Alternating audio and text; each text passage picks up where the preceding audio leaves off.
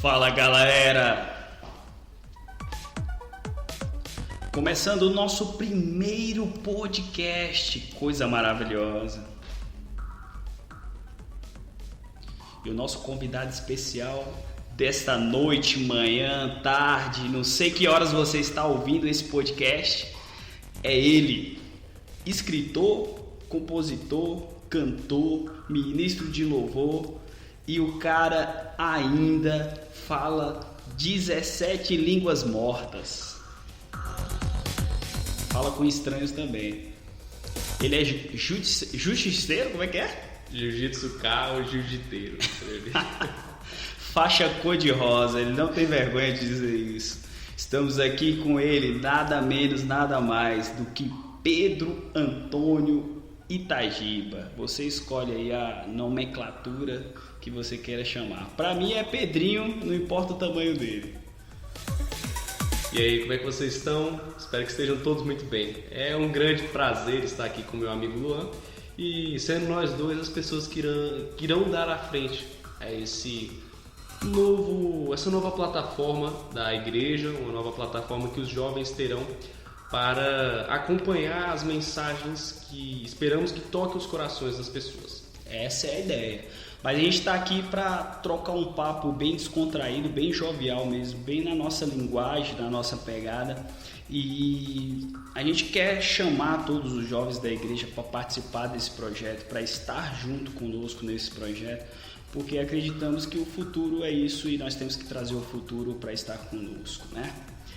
E agora vamos ouvir um pouquinho dessa nossa vinheta, porque ela foi preparada com coração e eu gosto muito do som.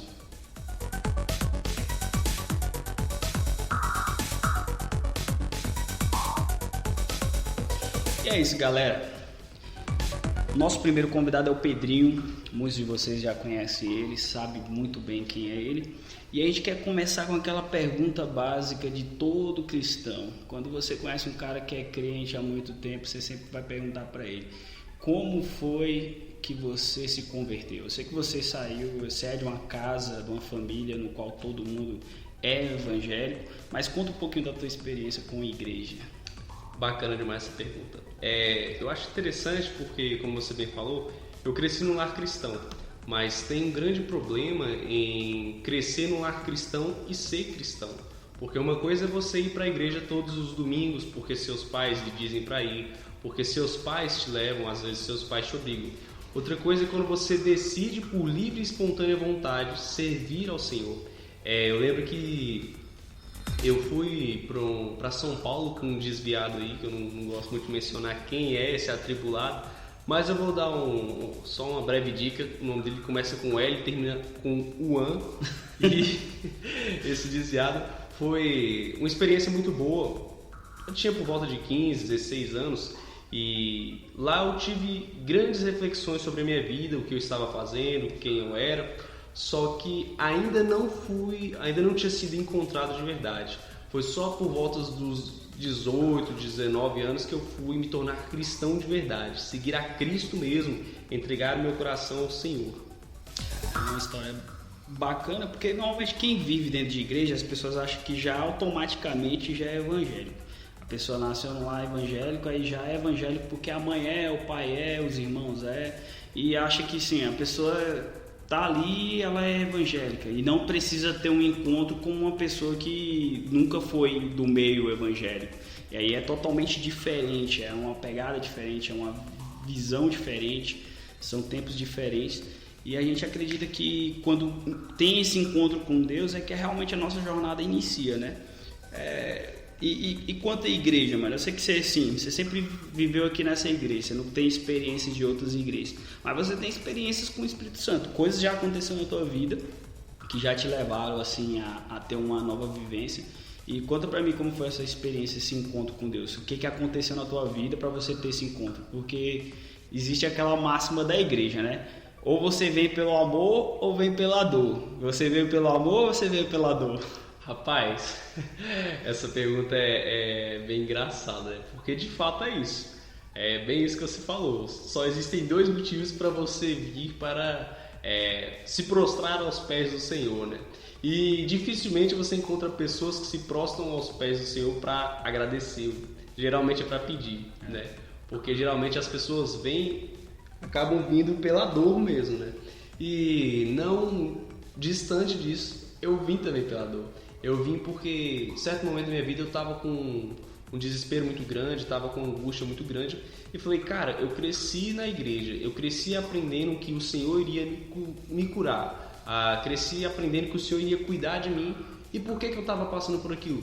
E foi então que eu descobri, porque embora eu cresci na igreja, sempre fui na igreja, sempre ouvi as palavras da igreja, eu não era a igreja.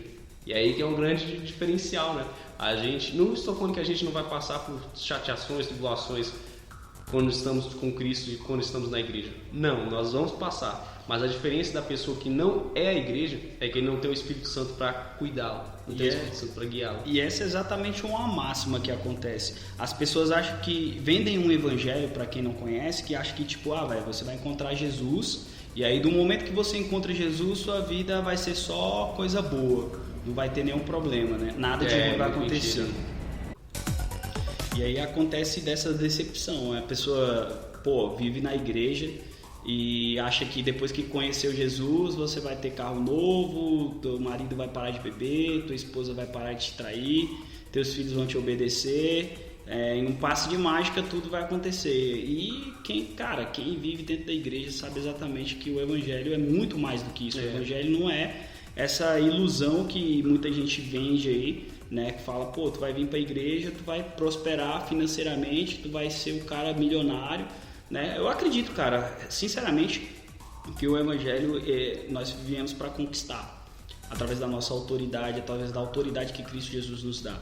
Mas é difícil passar essa compreensão para os cristãos de hoje pela alienação que a igreja sofre. É porque também as igrejas no Brasil, não só no Brasil, mas em muitos países, e muitos deles são países subdesenvolvidos, acreditamos que Deus ele é como se fosse a fada madrinha da Cinderela.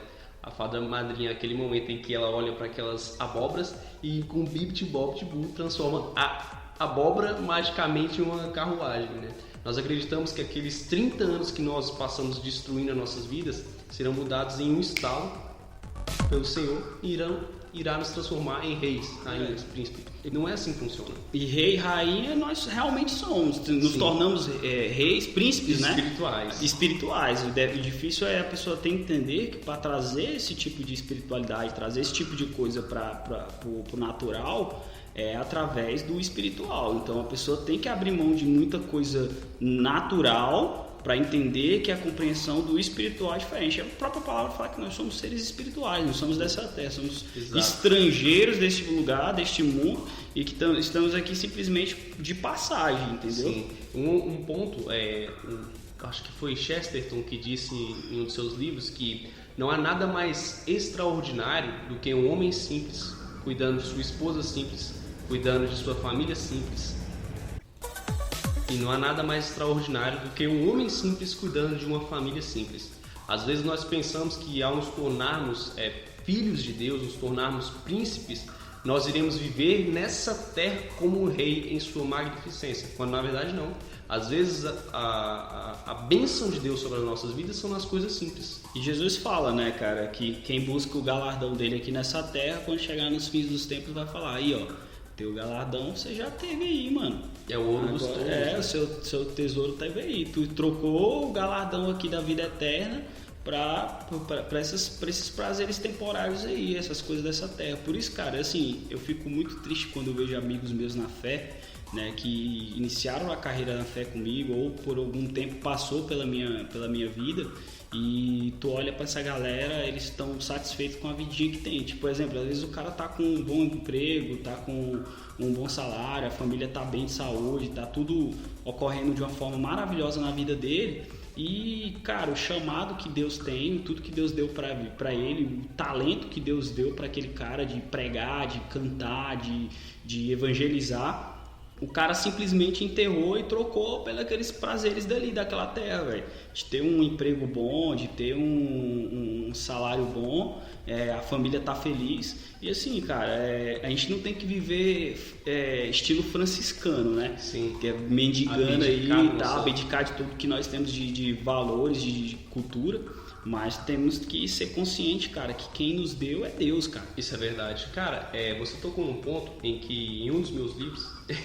é engraçado falar isso, que agora tem 2. Tem 2 livros e tá vindo mais um aí. Tá, mas depois vai ter uma leitura só pra você. Quero só ouvir.